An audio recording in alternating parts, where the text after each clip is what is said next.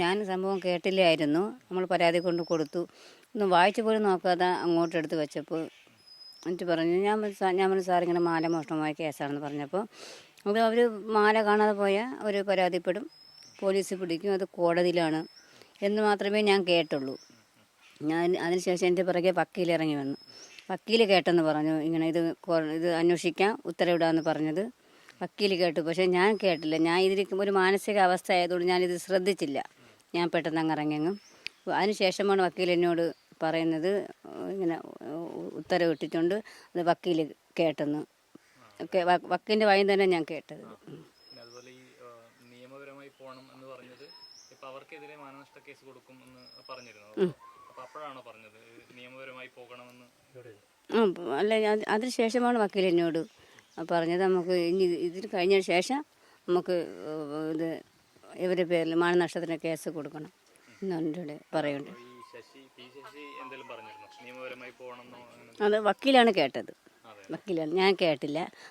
വക്കീൽ കേട്ടെന്ന് എന്നോട് പറയുന്നുണ്ട്. അതിന് ശേഷമാണ് എന്നോട് പറഞ്ഞത്, ചേച്ചി ഇങ്ങനെ പറഞ്ഞിരുന്നു, ഞാൻ കേട്ടെന്ന് പറഞ്ഞു. അതുപോലെ ഇപ്പം ഈ ചേച്ചിയുടെ ഒരു ആവശ്യം എന്ന് പറയുന്നത് മറ്റ് ചേച്ചിനെ ഉപദ്രവിച്ച രണ്ടുപേരുണ്ട്, ഭയങ്കരമായി വിഷമിപ്പിച്ച രണ്ടുപേരും. ഒരു SIക്ക് മാത്രമാണ് നിലവിൽ സസ്പെൻഷൻ വന്നിട്ടുള്ളത്. ബാക്കിയുള്ളവർക്ക് കൂടി നടപടി വേണമെന്ന് ആവശ്യത്തിലേക്ക് തന്നെയാണ് സർക്കാർ ഇപ്പോൾ പോകുന്നത്. ഇപ്പം തോന്നുന്നു ഇനി ഒരാൾ മാത്രം പോരല്ല, രണ്ടുപേരെ. ഈ പ്രസന്നൻ എന്ന് പറയുന്ന ആളാണ് എന്നെ ഭയങ്കരമായിട്ട് ദ്രോഹിച്ചു എന്ന് വെച്ചാൽ ആത്മഹത്യയിലേക്ക് എത്തിച്ചത് ഈ ശശി എന്ന് പറയുന്ന ഈ പ്രസന്നൻ എന്ന് പറയുന്ന ഈ ഉദ്യോഗസ്ഥനാണ്.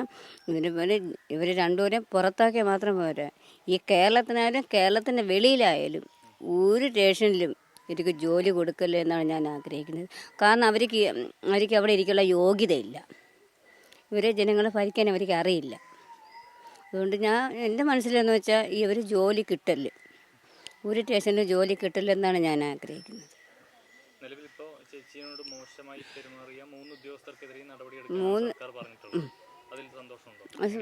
സന്തോഷമായെന്ന് പറയാൻ പറ്റത്തില്ല.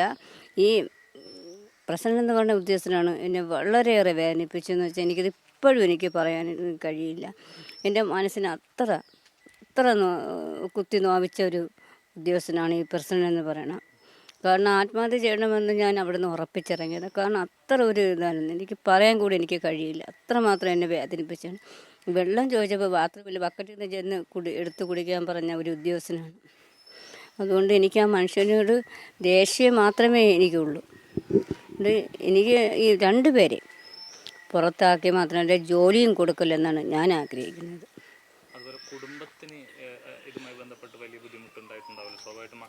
ഉണ്ട്, മക്കൾക്ക് ഇപ്പോഴും പ്രയാസമുണ്ട്. എന്ന് വെച്ചാൽ ഇപ്പോഴത്തെ എന്ന് വെച്ചാൽ ഇപ്പോൾ ലോകം അത്രയും അറിഞ്ഞു. എപ്പോഴും പറയും അമ്മ സങ്കടപ്പെടേണ്ട, എല്ലാവരും അറിഞ്ഞല്ലോ, അമ്മ അത് ചെയ്തിട്ടില്ല.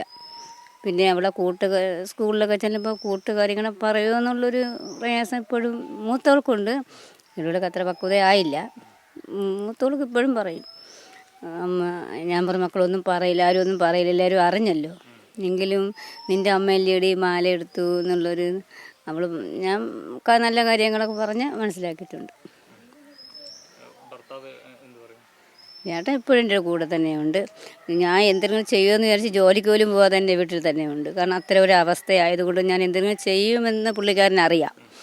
എന്തെങ്കിലും ചെയ്ത് മരിക്കുമെന്നുള്ളൊരു പറയുമായിരുന്നു. അതുകൊണ്ട് ജോലിക്ക് പോലും പോകാതെ എനിക്ക് കാവലായി എപ്പോഴും എൻ്റെ വീട്ടിൽ തന്നെ ഉണ്ട്. ജോലിയല്ല എനിക്ക് വലുതെന്ന് പറഞ്ഞ് വീട്ടിൽ തന്നെ ഉണ്ട്.